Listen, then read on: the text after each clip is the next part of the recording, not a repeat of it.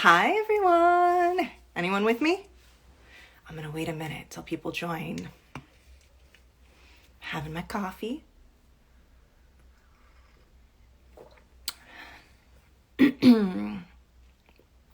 People coming on in. Great.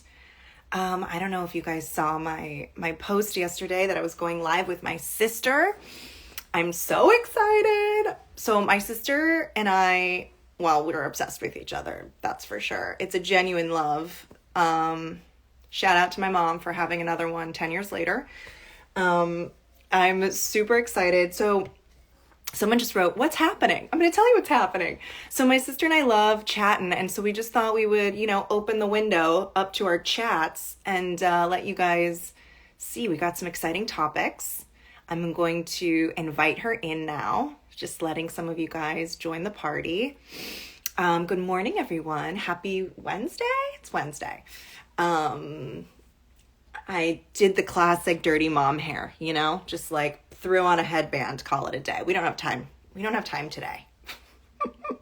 Okay, so I've actually never done this. My sister likes to make fun of me a lot that I'm like a 100-year-old lady. Although I swear there's probably 100-year-old people in the world that know how to do Instagram Live. So no shading on them. Okay, no, I don't want to filter. I want to add someone. Go live with Hannah Lee. Okay, guys, I think I did it. I don't know. We'll see. Hopefully you'll all still love me if I screw this up.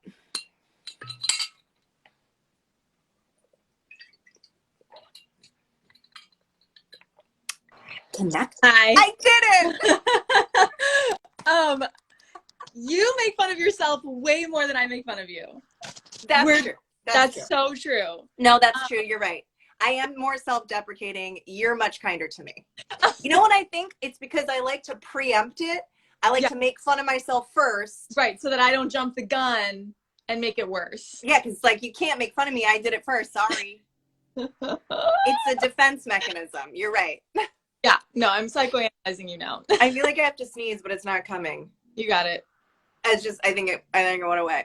Hi. Hi. Welcome to this Instagram Live. Welcome, everybody. We did it. Thanks for having me. Well, we're having each other. And okay, let's just, for the people that don't know anything about us, if people are just bored and they're in bed and they just turned on Instagram Live because something popped up on their phone and they're like, who are these people talking? So we are sisters and we feel like 100% sisters, but we are actually half sisters. Mm-hmm. So my mom had me and raised me as a single mom. And when I was 7, she met a man who's now your father. Now met a man. Now my dad. Your dad. She met a man and they got married when I was 7. I think 7. We'll go with 7. We'll go with 7. So they got married when I was 7, and then when I was 9 and a half, you were born. Yay! And your dad, who I still consider my dad, but I also have another dad, so you got a lot of dads. I got a lot of dads.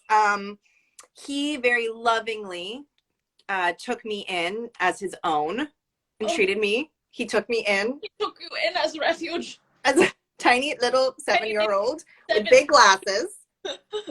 Small person, big glasses. And then you were born and you were like, my baby. Mm-hmm. I could not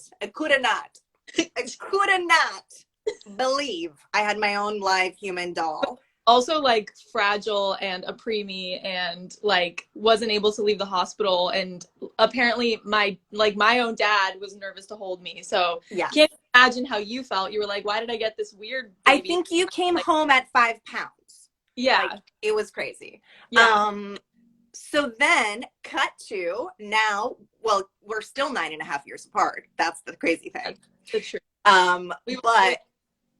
What? We will always be 9. We'll always be 9.5 years apart. So anyway, we are here now and we have some topics we're going to talk about. Mm-hmm. First, we're going to talk about growing up young in the industry, being actors. You started even younger than me. I started around 12. You started working at 3. Was that your first job? 4. Okay. So even though we had similar experiences, they sort of were happening at different times. So I have some questions for you and curious what you want to talk. We're going to talk about that. So that's the first topic. We're going to talk about growing up in the industry as young women, children. Mm-hmm. And then we're going to talk about cancel culture, and yeah, we'll just leave it there for now. Okay. Yeah. It's so interesting. Like, I mean, this is the first thought that came to my head when you said you started at 4, I started at 13, 14. Right.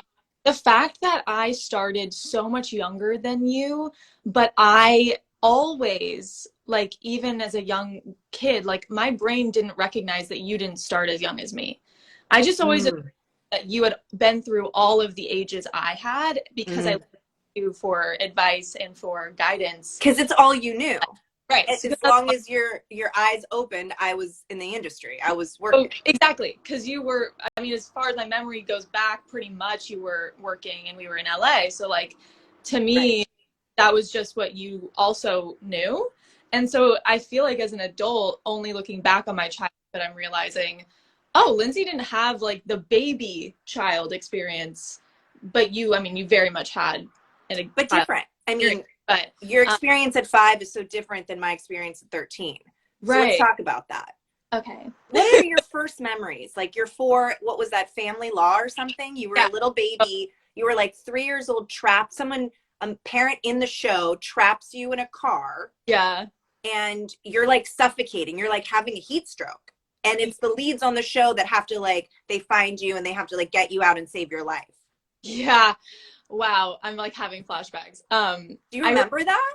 Yeah. Oh, yeah. I remember it really, really clearly. I remember the audition really clearly because I just went in and they were like, sit on the couch and pretend you're sleeping. And I was like, got You're this. Like, got that. Nailed it. I owe that to my dad because we used to play this. I don't know if I want to say the name of the game. It's pretty morbid. What we used to play a game called the dead game, and I would like pretend to be dead and my dad would tickle me and I'd have to like pretend to not like feel we it. have a very eccentric father. He's very great and amazing. Hard for people to just like jump in with that idea, but he's great. He's just like kind of like eccentric. Lied with that, just jump in full in. So I was like very well versed in needing to like play like asleep or whatever, and so got the job. And I remember like I have very vivid flashes of the memory of being on set. First one was that we couldn't start shooting really because one of the other girls that played my sister wasn't playing dead right, and so they were midday. And we didn't really start until way further into the day. So I just remember like there was a lot of drama surrounding that. And I didn't really know what even as like a 3-year-old, you're aware of like the chaos. Yeah, I was like, I mean, I remember being like, why is she moving? Like, I remember being like, what? You're supposed to be dead. Like, I remember the 4-year-old just being like something like everyone's upset about this one thing. But I didn't really know why. And then when we got her replacement midday, we started shooting the scene. And I was lifted out of the car through a window by one of the leads, and I remember that was like that hurt. Like I remember being uncomfortable and like it was painful because I was supposed to be like limp, and you know this grown woman is like lifting a 4-year-old out of a car, so it's like lots of you know, and no one really like, as far as I remember, no one really like talked me through that. It was just like, okay, action, now she's lifting you, just keep being asleep. Because when you're a 4-year-old, was that like kind of traumatic, or were you just like, okay? I was just kind of like, I mean, I was such an easy-going kid. I've always been go with the flow. So I wasn't being hurt. It was just very much like uncomfortable. And you know, it's amazing that even at that age, you knew not to be like, ow, hello. Yeah. I mean, I think our mom was she had been on set with you for so many years. And so she very much was able to prep me for what being a professional on set was, even as a baby.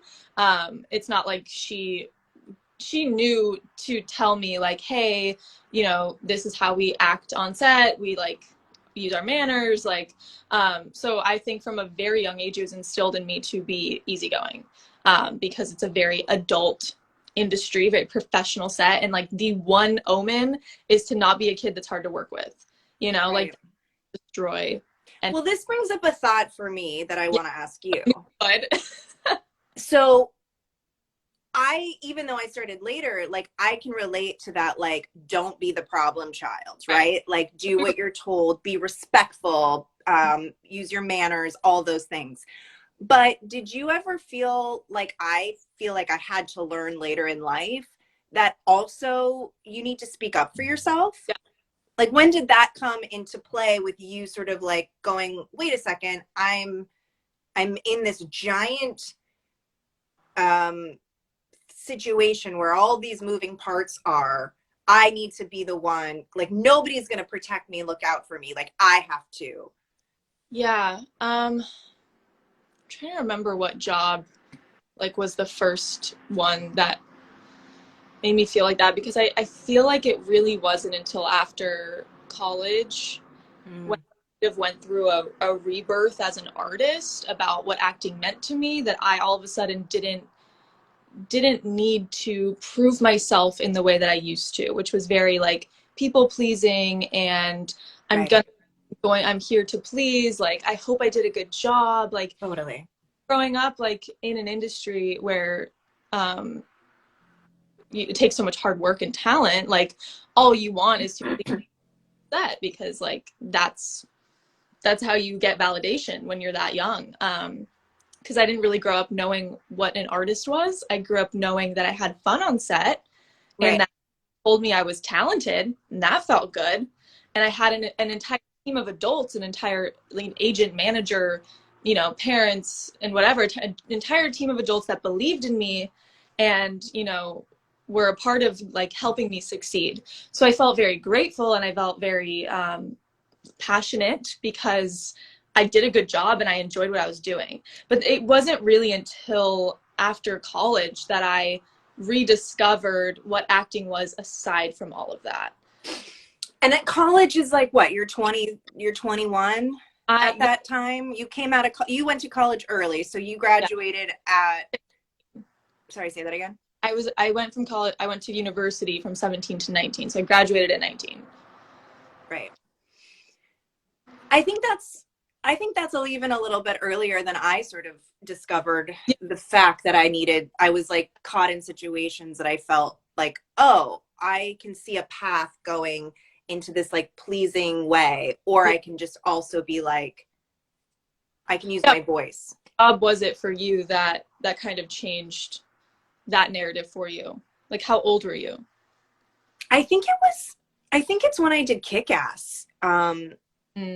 And I don't remember how old I was. I'm going to say just early 20s, because I was with Matt at that time, so I was with him 19 to 23. Yeah. And I've spoken about this before, so I'm not like here to cancel anyone or like blow up anyone's life. But I think it's the micro, right? It's not those like giant sexual assaults sometimes that happen that are like these big traumatic experiences. Sometimes it's those like, and I'm sure you can relate, sometimes it's like those little tiny moments that like don't sit well with you, and it takes you like a long time to process. And I think I've told you, like when I was on set in London, so I'm in a foreign country, I'm in my early 20s, and I have to wear underwear bottoms for a scene. They're like the little booty shorts, so like my butt cheeks are hanging out, and I go to set in a bathrobe, and Matthew Vaughn, our director, producer, I mean, he's a giant successful person that I was very intimidated around. He asked me to take my robe off and turn around so he could see the underwear. And I remember in my head, because we were raised to do in the system, right? Like as a child actor, you're raised in a system to say please and thank you, do what you're told, be polite, don't be drama queen, don't be difficult. Don't ask for things that you need. Yeah. Right. Don't be a diva. Like, so I just remember being like that immediately. I was like, I don't want to do that. That feels uncomfortable. There's like 50 crew members, mostly men, just like walking around. I'm in underwear. And I remember being like, I don't want to do that. That feels uncomfortable. And I remember telling myself in my head, like, say something, or I said in my head, don't be such a prude. That's so interesting. Right? Like we tell ourselves these things, and why does society like tell us balance? There's such a balance between being this hard ass like chick who like is body confident and like owns her shit, and people tell us to like be, you know, be worthy in our bodies and not be afraid to like show it off, not be embarrassed. And so there's a part of us that's like, well, don't be that like shy girl, like come on, flaunt it. But then but there's it needs to be under our terms, right? right. It needs to be when we feel. And as the 34-year-old mom now, I would have bet I would have responded to Matthew and I would have said, I'm happy to go to a place with a female wardrobe lady and show you.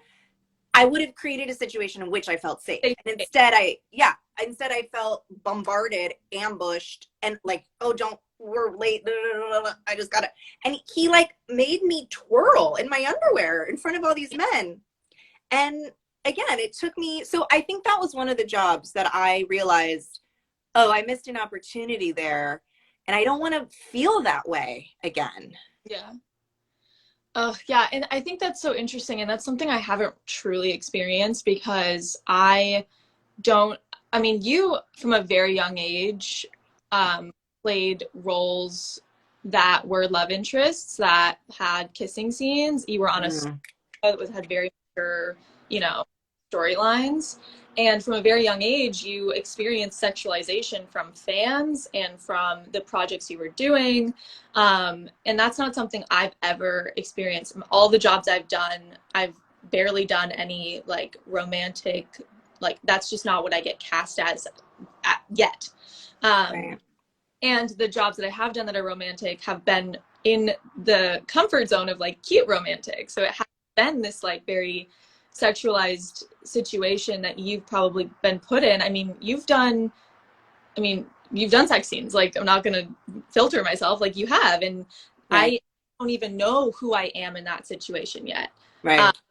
So I can't even imagine how difficult that is as a woman to try and figure out your own, where you stand and how you feel in private with a partner, how you feel in public as an artist. Like, I can't imagine how that works, and I have yet to experience it. Right.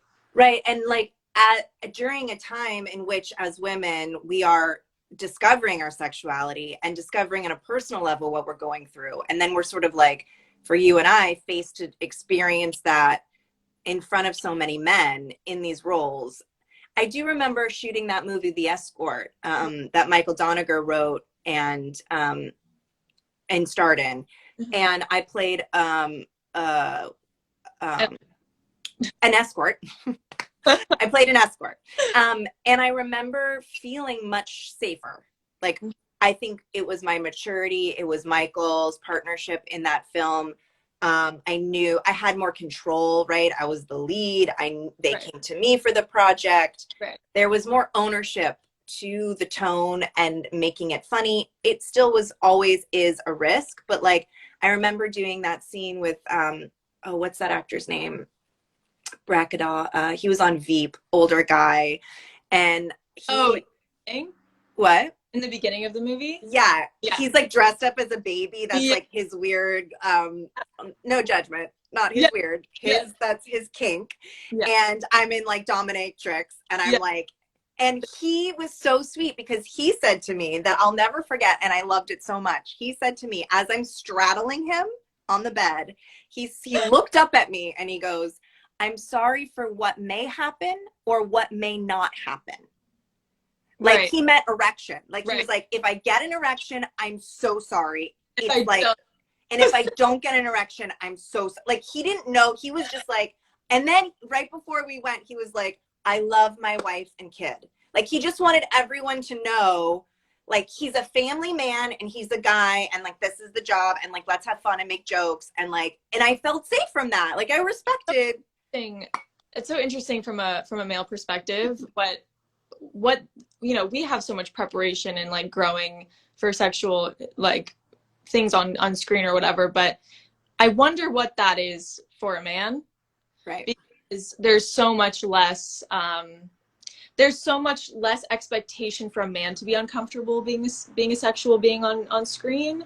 You know, women are usually the ones that are I was touched wrong, or like, there's a lot more stories because women tend to be victimized more. Yeah, well, yeah, it's true. So statistically, it's true. So I do wonder, though, for men who aren't comfortable in their sexualities yet, or have this expectation to be this like hot dude with his shirt off, like, I mean, men are just as sensitive and can be just as insecure as any person in the world, female. It's so true. I mean, I watch my husband go through it. It's like the stress of shirtless scenes or whatever. Like they have just as much pressure. I think the difference is that if men don't recognize the vulnerability of women, then we cannot then also be there for them, because we are protecting ourselves, right? We don't have the space to be there for them because we're like, at any moment I will be shamed. So I will be called a bitch. I will be called difficult. I will be called prude. We're like living in this space of that. It's like, if we feel like that guy, I think Tom Brackedaw, I can't remember his name. I think in that moment where he made me feel safe, I was then able to help him feel safe and have a good time and make jokes and stuff. But you're absolutely right. Like acknowledging that pressure that men, not even just in the industry, but all around, just as a society, other pressures we put on people. Totally. So when we were talking about this topic of like growing up in the industry, you use this word identity. And how has that shifted for you? Like what it like your identity now versus your identity as a child actor, and putting that pressure on like whatever those pressures are for you. Yeah, it's been that journey. I would love to hear it from you as well, because we both, well, you were a little older when you started, but you still were a child. Most kids in life have a hobby when they're little, and they do something, a sport or something, and it's like some kids make it a career and go to the Olympics and go to the NFL and whatever, and some kids just leave it in their childhood and go accountants. And for me, it was like, because I had such success as a kid and as a teen, and in no way is this like a shame to our parents or anything, because my mom always gave me the option, if you want to not act anymore, you are more than welcome. But I don't think it was anything that an outside job could have done for me. I don't think there was any outside person or source that could have told me enough times that I had the choice to not act anymore that would have changed how I felt that I needed to stay in the industry, because it was so heavily ingrained in me from such a young age. I didn't start at 14, and had a whole life before being 14 of other hobbies and whatever. I was very grateful that I had other hobbies within my life. But acting from 4 years old was very much a career. It was not like dance. A hobby, right? I could skip dance class. It was like, you skip an audition, there are consequences. Like your agent or whatever could be upset. You could lose out on a really amazing opportunity that could propel your career. Yeah, and that's too much pressure for a child. Like that's just. And I don't think that anyone meant to put, it wasn't like this. I don't want to like demonize the situation or the people who loved me, but I think as a kid, I was not mature enough in knowing who I was to ever make those decisions like with full maturity, which is like true and valid. And there was so much pressure put on you to book a job. Otherwise, then. No, I don't think there's ever pressure on me to book a job. I don't think I went to auditions thinking, if I don't book this job, XYZ is going to happen. It's so bad. It was just like, this is clearly an industry that you get paid for. Like, this is a job. This is a dance class where you're paying to like go take an acting class. Like, this is an industry, so you have to take it seriously. You can't really half-ass this. If you half-ass it, you're not going to propel in the way forward that you would want to. And I understood that. I was like, I was passionate. I loved acting. I mean, I love acting. So, but there were times where I was just like, it was stressful to me if I all of a sudden didn't feel that great about an audition or passionate about a project, I then had a lot of guilt associated with not feeling that way because acting was not a hobby. It was very much a big girl job. So there's a lot of like getting to know who I was that existed inside of acting, that I was only able to separate who I was without acting when I took a step away for school, because then I just got to know me, and I just got to know what success and worth looked like away from an industry that paid me for it, that gave me praise for it, that gave me friends in middle school because I was on Disney Channel for it. It was so ingrained in my social life, my this is what, you know, helps pay for dance classes. Like, it was so ingrained in my identity as a child that I didn't. Who are you without it? So it took a long time to kind of separate the two, and that's no one's fault. I was 4, and like, you know, we've talked about this too, is how set up you were, not by anybody, but set up in the circumstances that you had an older sister who was a successful, consistently working person. Right. And if I had a career where I had other hobbies and I was full-time student, but I kind of did acting on the side, you might have had a different understanding as to what acting means to you. But from your point of view, I've moved out at 18. I've been series regulars on multiple shows. Right. That was to me. That's right. The pie.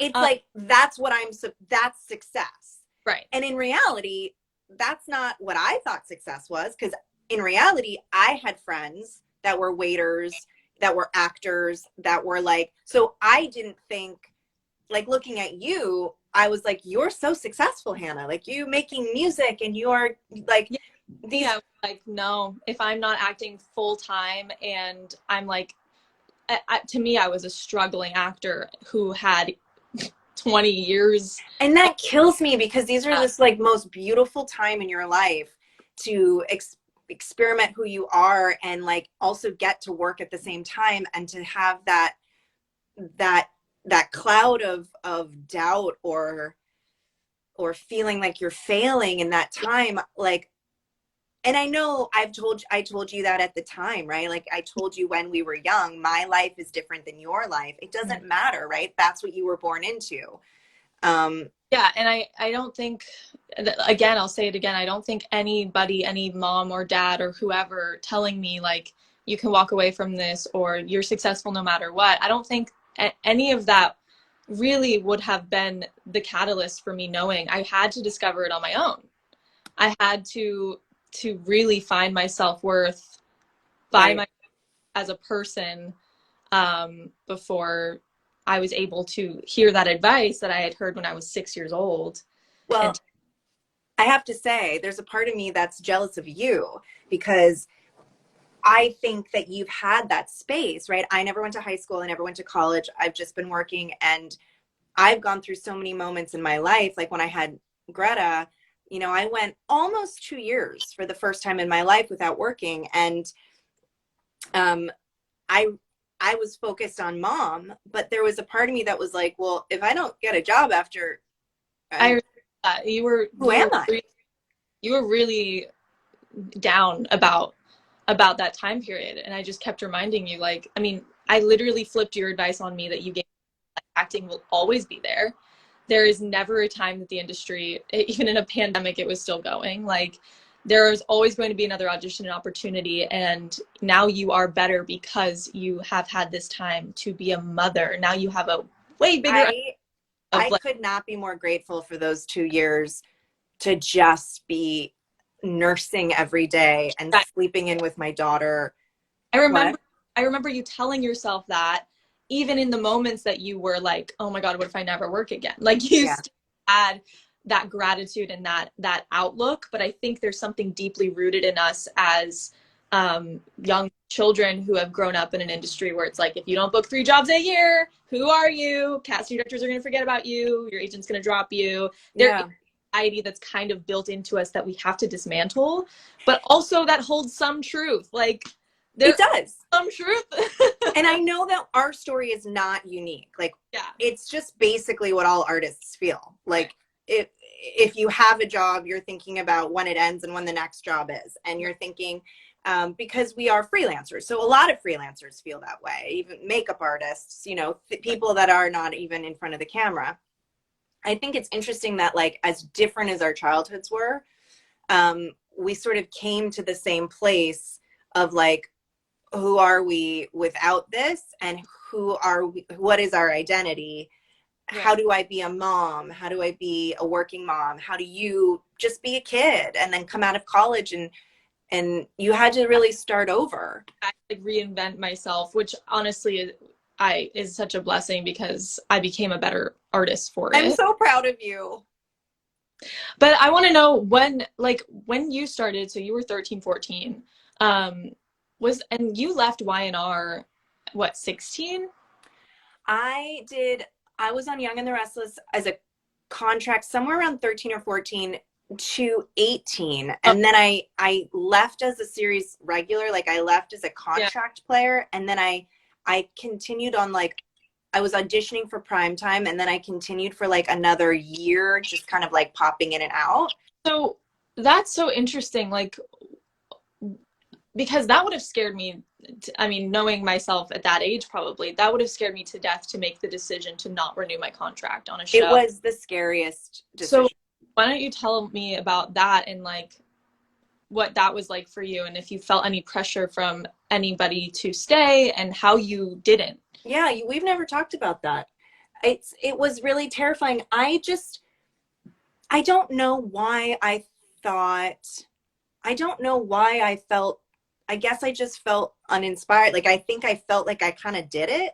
Right. Like, I felt like I had, there's certain, you know, it was my first job. So I did some commercials and things, but really as a real big job, it was my first. So that means I had never done a film, primetime, sitcoms. There were so many mediums that I had never experienced before. And so all I knew was the 4-camera setup on a stage, the soap opera time. You do 30 pages a day. It's insane schedule. It's like, and what? And it's like dramatic acting. Like, oh, yeah. It's like someone's dying all the time. You're in tears, whatever.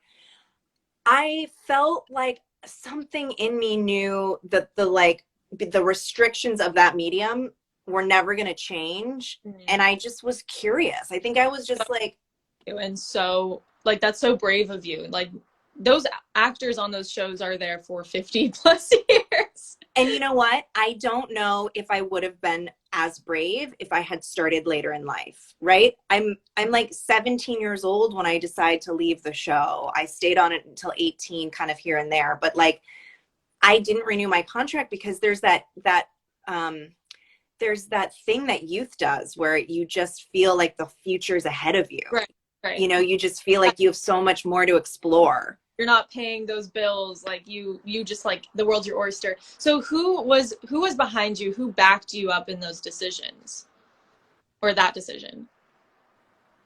I don't know. Okay. I have no memory of someone being like, you should leave. Like, I don't have any memory of someone being like, you know, you could work in primetime. Like, I'm sure it happened, but. Who were you with at that? Were you with Felicia or were you with Chuck at that point? Like, who were your reps? Were they, or was it Mom that was like, you should take the, like, I feel like Mom was like, whatever you want to do. I don't really remember her either way. I'm sure she remembers. So I do remember vividly sitting in, I won't out who this person is, but a main star of Y&R. I remember sitting in this person's dressing room and they said, are you crazy? This is the best job. Like, you're making consistent money. You'll be what, 30, 40-year-old woman? Sure. It was a man. Oh, sorry. I don't know why I assumed. And I was saying they, just not, but it was a guy. He was probably in his 40s at the time. I don't know. Everybody's old when you're young, right? They were just some older person. Everybody's 40. Like, I remember he was literally like, this is a stupid decision. Like, you're going to go out there and like fight for a job, you have a job. And I remember even in that moment being like, I think you're envious. Interesting. And that made me even more like, I gotta go figure it out. And then you know what? The first job I did after Young and the Restless was a recurring. I did 4 episodes on Boston Public, which was an old show that Milo Ventimiglia was on. Uh-huh. And he was like some hot teacher, and I like had a crush on him. I think we kissed. Ew. Don't say ew. Milo's so sweet. Milo's a really nice guy. I really like him. I thought, like, I'm just thinking of you as 13. So anyone you could like. No, I'm like 18 playing a high schooler. I don't think I ever saw you on that show. But I'll never forget it because it was my first time on primetime TV. And remember, I'm used to 30 pages a day on Young and the Restless. The lead actress, I have no memory of her name. There's one of the women on the show. She like had a paragraph. And she couldn't remember it? She could not get through the day, Hannah. And I was like, I remember sitting in a school desk. Meanwhile, you know, I've never been in a classroom. I remember this was like, this is so like the movies. Like, I'm sitting in a desk, like never been in a school in my whole life. And I'm sitting there watching her do her coverage, cameras on her. And I was just like, wait, I have the same story. Really? I have the same story. When I was, I don't know, 11, I was on a show. Should I say the show? Sure. I don't want to out her. Whatever. Okay. Don't say anything you're not comfortable with. The pressure. I just told everyone that Matthew Vaughn made me feel uncomfortable. So that's like an important, I don't know, that's more important than just like telling the world someone can't remember their lines. Okay, I was on a show when I was 11, and the lead of the show and I had a scene by ourselves. And I mean, first of all, I would like to say that I couldn't even imagine at this age carrying a show on your shoulders. I mean, you did it with Nikita and like whatever, and you are shooting so much. You like get the script probably no time in advance and like don't have that much time to work on it. So as an adult, I understand like how you could probably not have even looked at this scene with this 11-year-old girl, like sure. But as an 11-year-old who has like a month with the script and like worked on it with her mommy before bed, like, you know, right?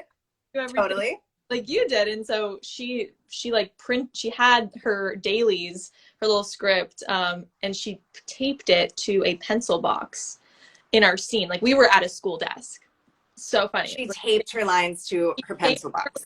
To like a marker like box, and it was this very dramatic monologue, and she's like looking at me, and then she'd like look away, and she's just reading her script as she's like dramatically looking away, and it looked great because she was like being really moody, but she's just reading her lines. Yeah. And I remember the same feeling. I was just like, huh? So I think our training at a young age prepared us for a lot. Yeah. Although prepared us because we were children for a lot of things we weren't. Like there were things we weren't prepared for because, again, there's to go back as we wrap up this topic. We're going to move into a different topic. I know that you and I are both finding, even though we are so, as people, I'm sure people can tell, we are very like outspoken. If I see anyone litter, I'm like, excuse me, you dropped something. You know what I mean? Like, do not F around with me in real life. Yeah. But on set, there's this weird thing that happens, right? Where you just want to please and you want to like, and coming into our own true identity as adult women and finding that voice of what you're comfortable with, what you're not, standing up for others, that takes a lot of practice. And I know that that's not something unique to being actors. That's women in any workplace. Where there's such a male dominance force, right? And you know, it's also interesting, like just the psychology of being a child actor, because like I said, we were raised I mean, there are some really terrible child actor stories of like parents who are abusive and like just crazy, horrible things. And I had a great experience as a child actor. And I don't think that any of the bad things I experienced, like, what am I trying to say? Focus. I think because I was so young, no matter what I experienced was gonna be a little too mature for me.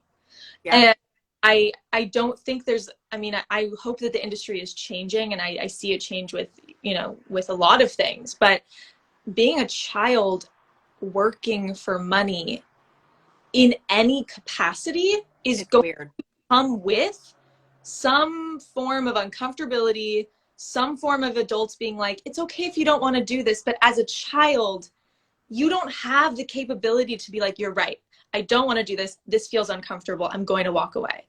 No, the pressure's too much. You have the tools, even if you're given the opportunity. It's kind of like, I feel like this is a complete parallel to feeling sexualized in things. When people are like, you're doing a sex scene and everyone's like, but you know, let me know what you're comfortable with. You're like, no, you set up the shot for this to be the shot. And now I have to be the one to say, I don't like this shot. Right. It's like you're given a way out, and you're given a voice and an opinion, but it's not really yours. Right. And as a kid, there's just so much you don't know about the industry, about yourself, that you're given the opportunity to speak up or to say you're uncomfortable. Like, I mean, there's a very specific instance that's coming up in my head that I was really uncomfortable with, and it didn't take me until I was 22 to look back on that memory and be like, I think that was really weird. Like, what was the memory? Do you feel comfortable sharing it? Yeah, I'll share a little bit of it. So I was on a shoot. I was 14, 15. So I was about the age you started at, I guess. Yeah. And there was the storyline was that I was sending provocative photos to, I think we talked about this. Oh, yeah. The storyline was that I was sending like provocative photos to some guy online, and like my mom saw them, and it was like the drama of the story was that like I was sending these basically photos, and they needed her to find the photo on a computer. And so it obviously we had to take a photo of like me being provocative. And so I remember I was old enough to know what's actually like, I was 15. I was like, I had my first kiss already. Like I wasn't a child in the way that I didn't know what I was doing. And I think at that age, I also remember thinking I'm old enough to be comfortable with this.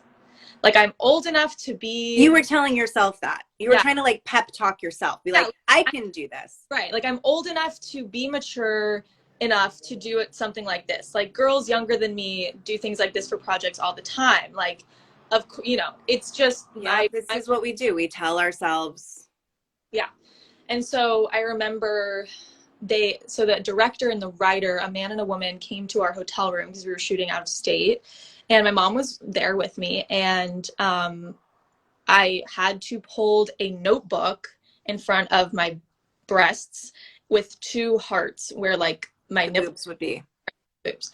And I think a part of this that was so much more uncomfortable for me is because I had extreme body dysmorphia. I was always going through some sort of like body image issue. I grew up really hating my body. And so the fact that I had to be shirtless and know that that was going to be on television, like, and then, to be in a hotel room with a man taking my photo in front of like a blank wall in a hotel room, it on paper, they were like, Hannah, at any time, if you're uncomfortable, blah, blah, blah.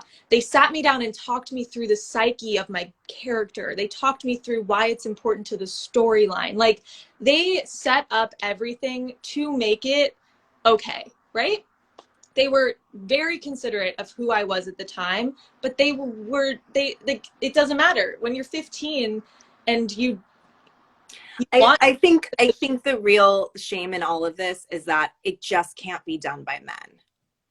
Yeah. Like a man can talk all day long about the psyche of your character, but at the end of the day, you're a 14-year-old girl in a hotel room, whether your good parent is there or not. Right. It's inappropriate. Like a female photographer should be there. A young woman. Yeah. I mean, should find a woman. She was there to like make, the writer who was a woman who I loved and trusted, and I loved the director and trusted him too. It's just when you're that young you can put all of the right pieces in place and still have done something that wasn't really needed to be done.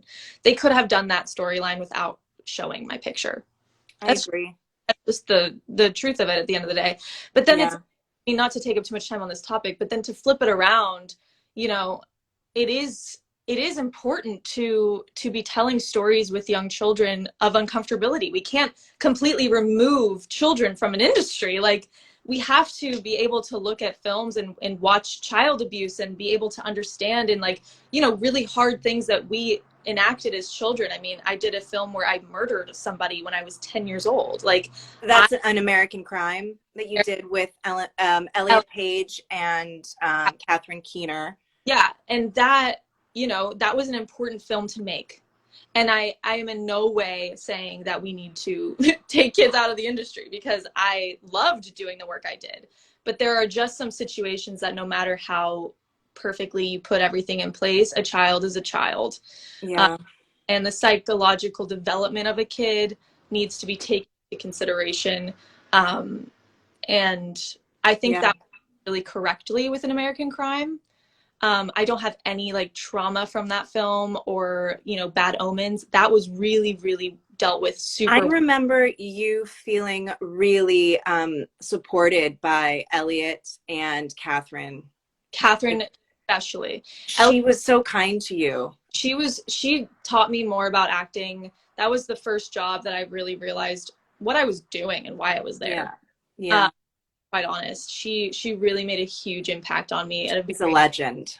Catherine Keener, everyone. If you don't know who that is, watch everything she's ever been in. Yes.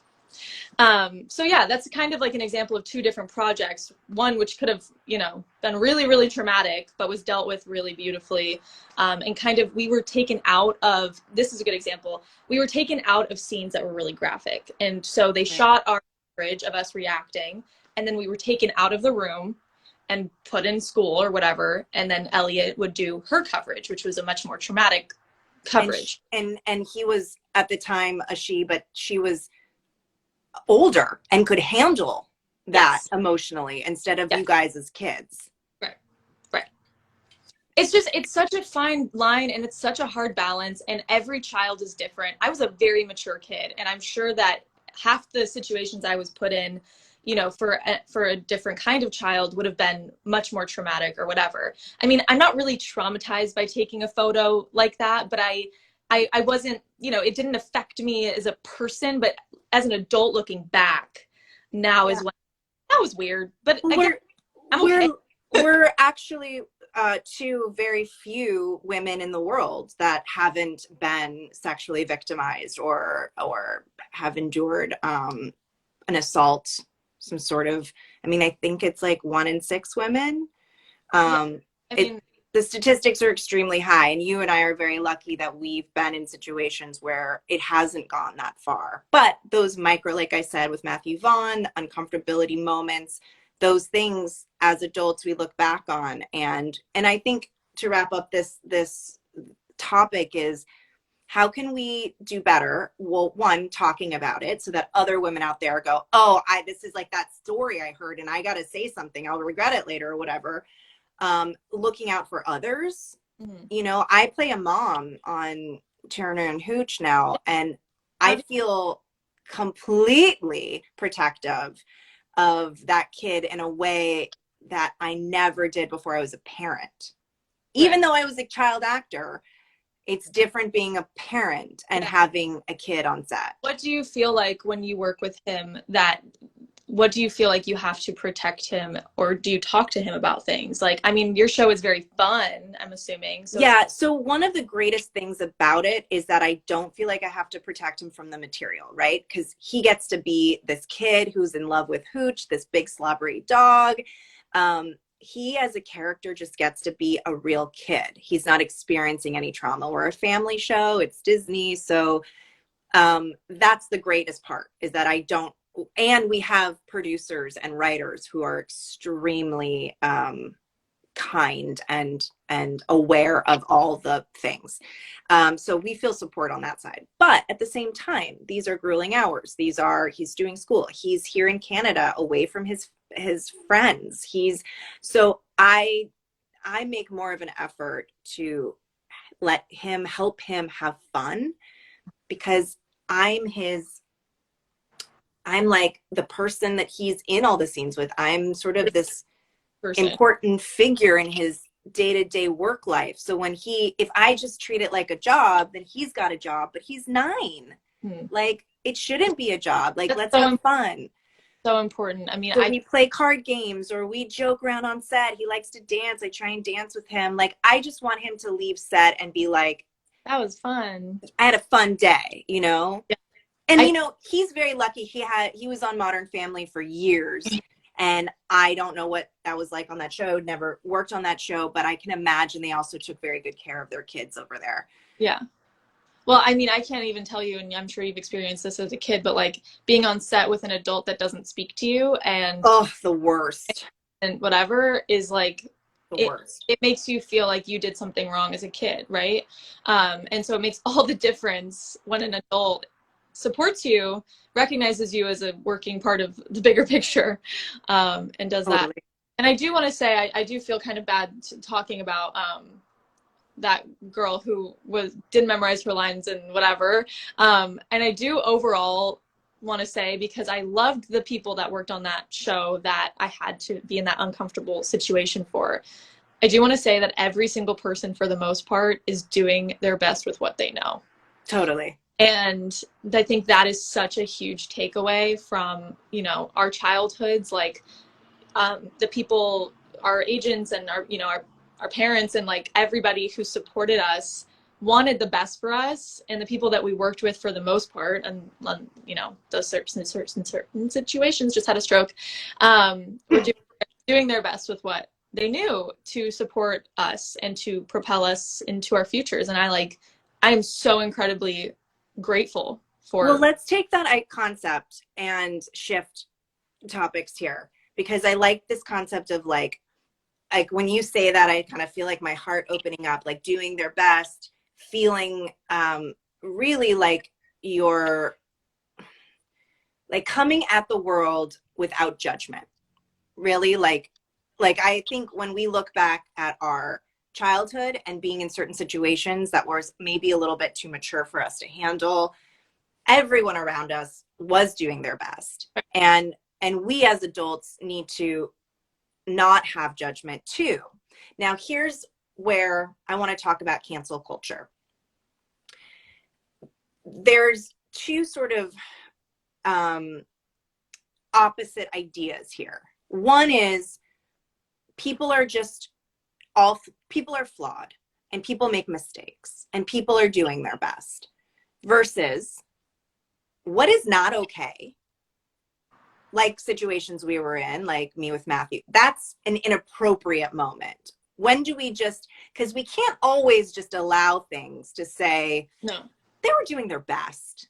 You know, he was really busy that day. He had a lot of things going on, and like, it's not his fault. Let's forgive him. So that was, and I say doing your best with what you know. Like if he grew up, you know, I mean, there's at a certain age when you know what you know, then you're not doing your best with what you know. You're doing the opposite, right? But say he was a 23-year-old director who grew up in a very small town where women made, you know, it was like really old school. He was told by a mentor that women on set like shouldn't talk, like whatever. His psychological DNA was built into this, I have a power complex and everyone beneath me, man or woman, needs to do what I say. At that young of an age, let's say he was much younger, and with the experience that he had, that's him doing his best with what he knew, because that's what he's been told his whole life that this is. He hasn't grown and learned from you and situations and whatnot, but I don't know how old he was, but I'm assuming that he knew better. Well, do that. Okay, let's I want to remove him as an example, because you know, we don't want to put ideas into people's mind about things that he did not do. Right. So put Matthew aside and let's talk about that concept, that what you're talking about, because what you're saying is really interesting. So let's put it in the context of cancel culture. So I wanted to talk to you about this because I have two people in my life, one we're related to and one that is a person I've worked with, sort of social friends. And both of them have much more conservative political views, which is not mine. However, these are people that I love and respect, and they're kind people. And, you know, just because we disagree on certain political issues doesn't mean we can't be in each other's lives. So they've posted some things that I really had to take a moment to step back with. And I really feel like more people need to be having this conversation. Now, their point of view on cancel culture is, why are we canceling all these people when God tells us to forgive? Like, whether it's rooted in religion or not, one of these people is very religious, one I don't think is.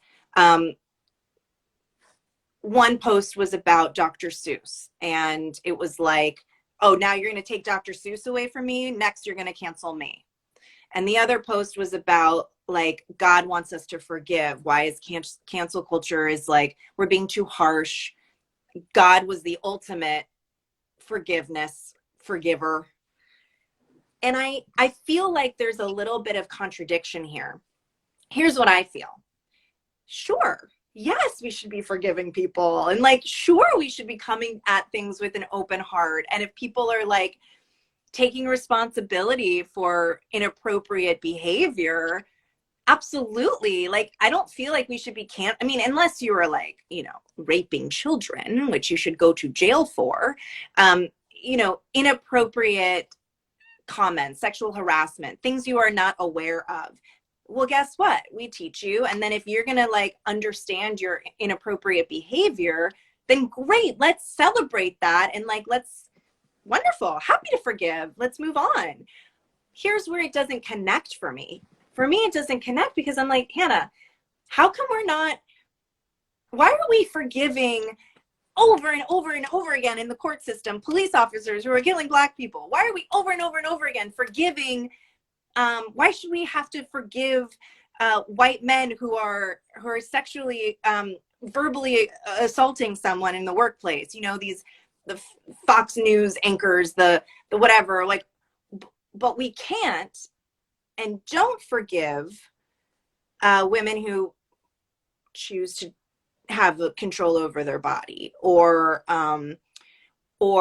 choosing to forgive a community of people that are struggling with economic resources and are consistently being jailed in a form of slavery.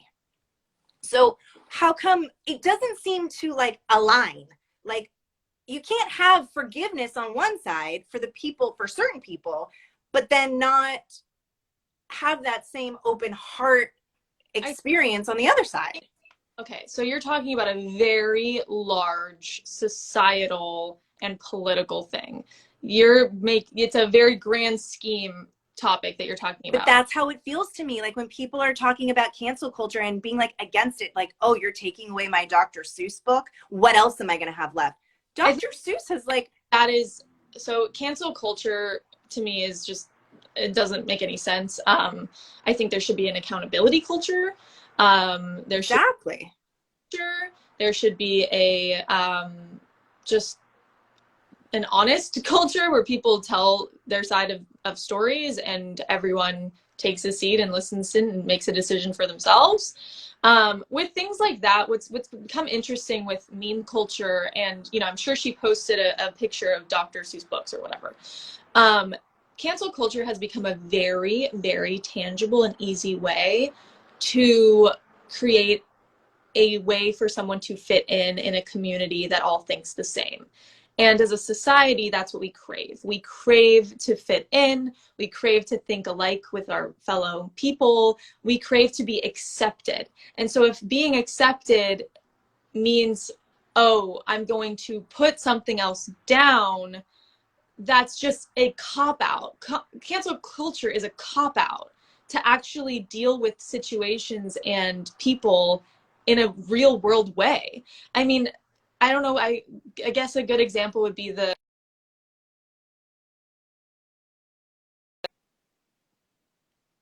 Hey boo, you're frozen. And it was like a really good run you were going on. I was like captivated. You're back. Where did you hear last? Just like 5 seconds ago. Okay, so I was saying, like, I guess a recent example would be the Harry and Prince Harry and Meghan. Is that who? Yes. Yep. So they were canceled for what I honestly could not tell you. And recently they came onto the Oprah show and told their side of the story. Now everyone's on their side, and it's like now people are canceling. Not everyone. And I'm just saying, like, it's everyone's taking sides, and it's this really popular thing to take a side instead of just like, I mean, who cares? Like, let's be a good person and like pay attention to the racial inequality in that situation and like do better in your personal life. Like, why do you give a crap if you're going to post on Facebook about people you don't even know? Like, so don't you think it's kind of about like it's about, you know, with Meghan, for instance, it's about like believing her or not, right? And like with Dr. Seuss, it's like it's a little bit different because it's about like taking, it's like our monument, like taking down monuments of people that were slave owners. It's like, don't take away my history, don't take away my childhood books, right? So those are two totally separate cancel culture ideas. So I guess that's where I'm confused in this cancel culture world, because I'm also talking about a lot of different things. Yeah. And I'm a little bit like, why is taking away Dr. Seuss affecting you? Like, that's the thing. It's not, and it's more about people banding together to be victimized. Most of our everyday lives are not that affected by these small cancel culture sort of things. I mean, I just can't even remember last time I was like, wow, I really wish I could read this one book. Like, I don't know, like, are they taking them away? I don't even know what they happened. stopped producing, I think, 5 titles. Okay. That they just stopped putting in publication, but there's a ton of titles that you can still buy. I think it's really about needing to feel a part of something, in the same way that people put up, you know, a blank or a black profile picture for when, you know, Black Lives Matter was happening. That's the opposite. That's showing support, and that's belonging to a movement and feeling part of something. But wouldn't you rather be a part of a movement that like helps include other people than like be a part of a movement that just like amplifies your white privilege? Yeah, but I think on the topic of just canceling people, even with putting up a profile like that, there were people canceling other people within people doing good because they weren't doing XYZ the same way. It's become a bigger social thing of doing everything the right way than people making decisions for themselves, educating themselves, doing things in the private eye, not necessarily on Instagram or whatever. And it's just become a way to out people for not thinking the same way as you, even if you're doing the right thing. And I think it's toxic. And I think there should be more accountability and open discussion. And, you know, I mean, there's certain things that in my personal life I've canceled. Like, I don't use makeup that tests on animal product or animals. That's personal shit. Like, that's your personal canceled. Bye. That's my personal canceled. And I'm not going on the internet being like, fuck you if you like. Oh, I do. I'm like, why are people still using animals? Right. I mean, that's how I feel inside. But I think once you create a negative space, especially in the world of social media, once you create a negative space without any call to action, I think that's where it can get very dangerous. Okay, so what you're saying is brilliant. Creating a negative space without a call to action. Like, that right there is kind of how I feel when I heard these other people talking about, why are we canceling all these things, love and forgiveness? I'm like, but if you don't have a solution, or you don't have equality point of view about all people with their love and forgiveness, then how does only love and forgiveness on this one side, how does that sit and fit? It's toxic to go either way, because there is so much that we don't know about so much. Right. I mean, if you're going to cancel a celebrity, for example, or whatever, literally, I think this goes into idolization of people and celebrities as this like higher kind of person. There is so much that we think we know because of social media and because of the news or whatever we are fed on the daily. We sit on our phones all day long and ingest information. And so all of a sudden we think we know Billie Eilish. Like, no. And so if, you know, God forbid Billie got canceled or whatever, I'm sure there is 50 pages she could write about what actually went on, you know? We just, it is so toxic to not leave room for opinions and for, I just hate the term cancel culture, because to me what it feels like is, it feels like it should, like you said, it should be like accountability culture. Accountability. Like, there is 100% good reason why certain Dr. Seuss books should be out of print. That's holding accountability to an entire community of people that have been affected negatively with these books, right? There is fully accountability that, like, what's the movie mogul guy's name? You're having a stroke now.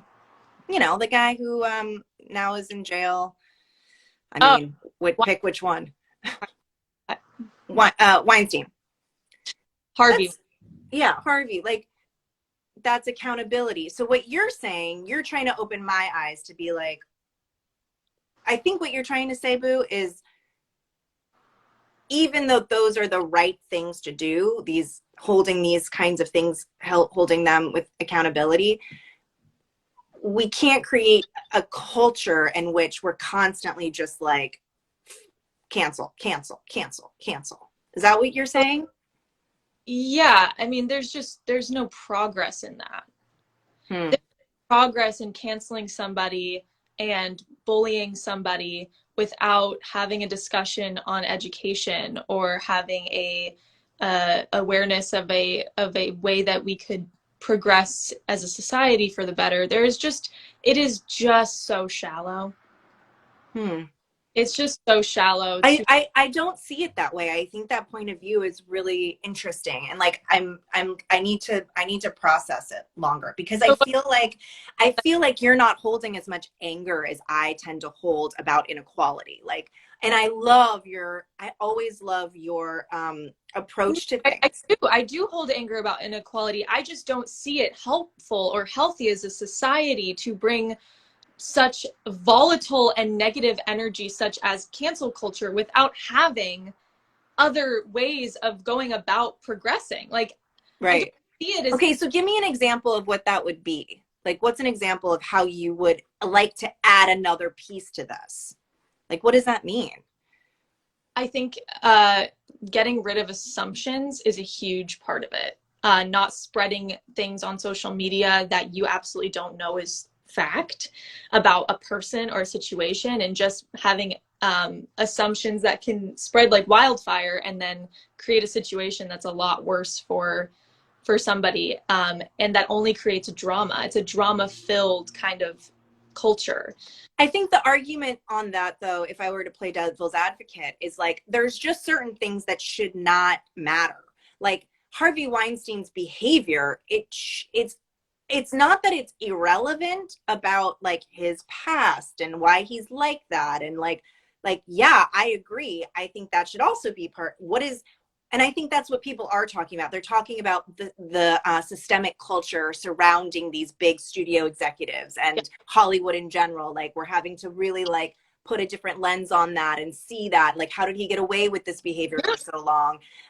So I understand there is another piece that should be had, but there's also some like the Dr. Seuss books. That seems to me like no argument necessary. These are from like terrible racist, dating back to slavery images that like just completely put down an entire community of people. And that's our job to just be like, hands down, no, right. we're not going to allow this. We're going to be better people. No, I totally agree with that. I think what I'm saying is having a more educated and accountable, like being accountable point of view, instead of posting and being like, you know, F Dr. Seuss canceled, being like, let's look into the history of why we're saying that these can no longer be printed. Let's actually be educational about it. Let's make sure that you know, we're aware of what we're promoting to our younger generations. Let's be historical and educational about what is going on here. But I think that is also happening. Okay, so we're on the same page. Yeah. I just don't think that, I mean, I think you're right about certain things being canceled that don't apply to people that are current. I mean, is Dr. Seuss alive? No. Right, so he's dead. So he doesn't have a chance to be, you know, reformed in any way. Right. So I think we're dealing with two separate issues. One is like people that are around and living. Right, who can learn and grow and apologize and show up for themselves in a brand new way, or have consequences for their actions. And yeah, I think that this person that was, you know, kind of talking about God and bringing in forgiveness, I think what I would like to take away from it is what I share. It reminds me what I share with this person, like that I also believe in that. So that, for example, there's a person that I know, a comedian, male comedian. I don't know him very well. I've hung out with him a few times. I've been in his orbit. I have also felt uncomfortable with his sort of degrading women and that sort of like comedic world of like putting down women. He was canceled. He got called out on a lot of different things. And, you know, I think that's a situation where I would love to see him take responsibility for those actions and say, oh, I think I need to shift my idea on what I think is funny, and realize that I've hurt a lot of people. And I'm like, great, open heart. Like, yeah, dude, I've said some stupid shit all the time. You're like, great. You know, like that is where I can align with this post about hating cancel culture. And I'm like, great. Yes. Open our hearts. It just gets me a little bit riled up when it feels like we're not opening our hearts to people that are, to all people. Like, how can we just pick and choose and get mad at cancel culture when we're not sitting here talking about like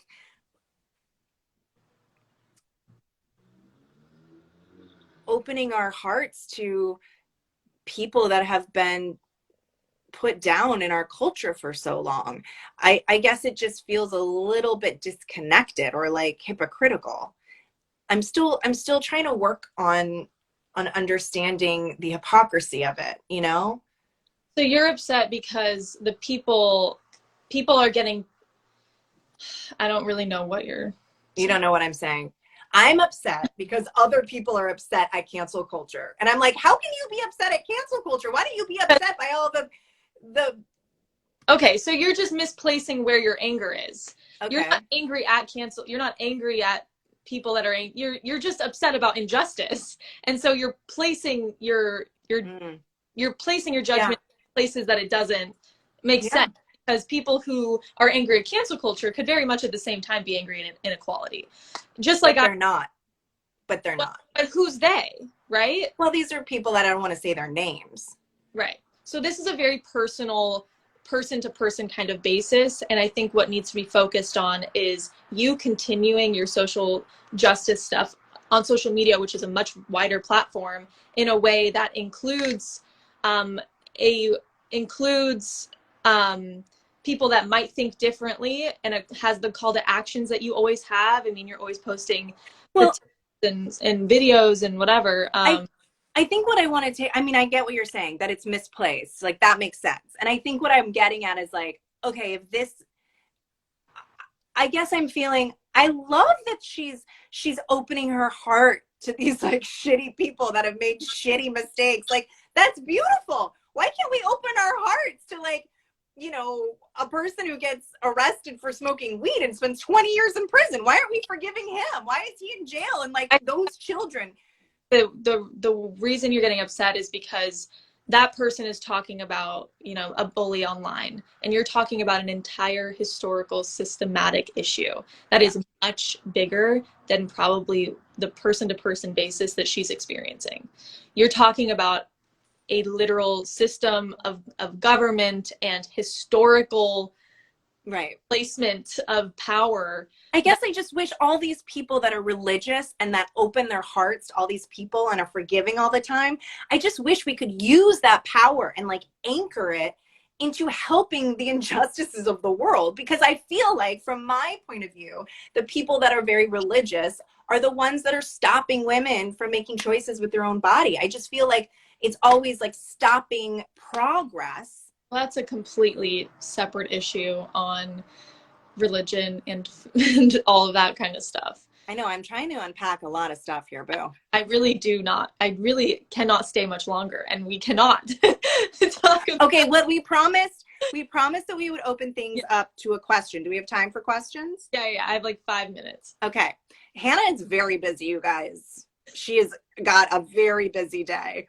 I'm so glad she was here for my ramblings while I figure this out. No, I mean, it's beautiful I always love watching you get passionate and feeling like there's injustice, because not a lot of people get riled up to it like you do. Like, I do not have it in me to express myself in this way. I get real riled up, boo. You know it. I can't spend, but I think you're always good at letting me get riled up, and you bring me to a place you're like, let's think about this. Let's really like unpack this. That you're passionate, but it has to be placed in a, okay, well, we're talking about in a systematic oppression here. Like, we're not. And for all those that are watching, Hannah and I are not doing this live every week to like tell you we know what we're talking about, as you can see. No, because this is what we do as sisters. We try to understand the world around us, and we talk about our experiences in the business or in life. And so this is part of that little window into our conversations. Okay, Hannah's very busy. So a couple questions from people. I love that someone just wrote, I just got on, what did I miss? I mean, dying. Don't know. Let me just recap. Yeah. No, we cannot recap. She's a busy woman. And I'm like, oh God, what did I even say on this? You said beautiful, amazing things. Nervous. Someone wrote religion is racist, but that's another story. Okay, so we'll unpack that another time. So Hannah, can you see any questions on your side, or do I only have the questions? I think we both have the conversations. Do you see any good questions? You guys ask some really great quests. Still my favorite sisters. Thank you. Cancel culture can be highly artificial. Okay, I don't want to talk about cancel culture. Oh, Alice! Hi! You guys, Alice wrote a great book called Wayward about her religious experience, and that's who we should have as a guest, Hannah. We should have Alice. Yeah, we should. Gretchen on. How do you think forgiveness could be better expressed to those who do apologize? Wait, how do you think forgiveness could be, I lost it. I got it. Do you think forgiveness could be better expressed to those who do apologize? I mean, so she said Morgan Spurlock, who Me Too'd himself. Are you familiar with? No, I'm talking about Alice's question. I like her question. I'm trying to question. She grew up in a very religious upbringing, and so she's a great person. We should talk to her about this. She's saying, like, how can we be more forgiving to people who she's saying who apologize. Yeah. And this is a great question. I think we should be doing that more. Like, if someone is coming out and being like, those actions were inappropriate, we should be really kind. Like, I mean, I don't know those people personally, so I can't be like, yeah, come over for lunch. Like, I forgive you. Like, I mean, I think as a society, it could be, I think action based rather than, you know, making an Instagram live about how sorry you are. I think it can be shown through Yeah. how you then move forward with action. Um, Right. how you continuously fight against what you were doing that was wrong. Um, Right.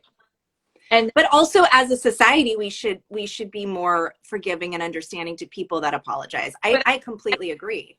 I think that's a fine line, because then people who make a YouTube video and fake cry and say I'm so sorry, how do we then trust that that is genuine or honest? Right. They were probably told by their agent or publicist to make an apology. Right. So I Right. think that so much of that is It's about action, not words. about time healing the wound. Yeah. I mean, when you hurt somebody, or when I hurt somebody in a friendship or whatever, it's like, yeah, you can apologize, but it takes time to earn that trust again and Yeah. to heal those wounds. And so I think action is a huge part of that. Here's a great example that we will close with. The Queen herself came out with a comment regarding the racist comments that the firm had said about Archie's skin tone.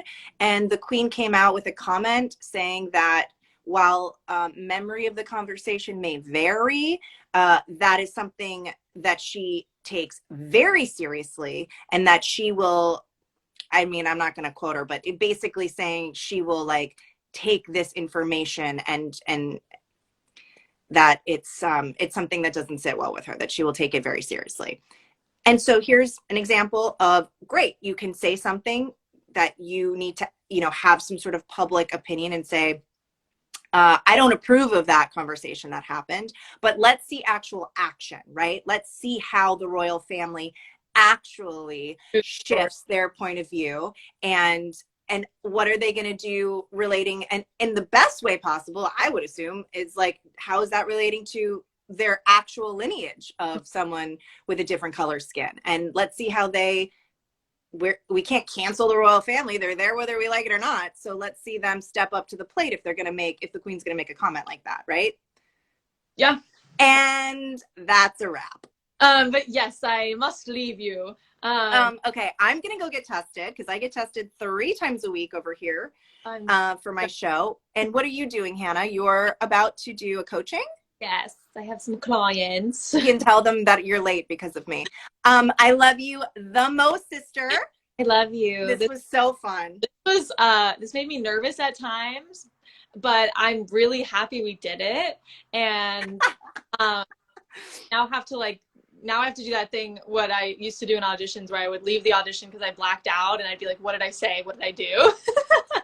You don't have to do that. All of it. I don't even remember like half the things. So save this so I can like think about what we said for later. We have so much to think about, and you've given me so much to think about. Like, you know, we've got these ideas in our head, and it's like, how do we work through it? How do we understand it?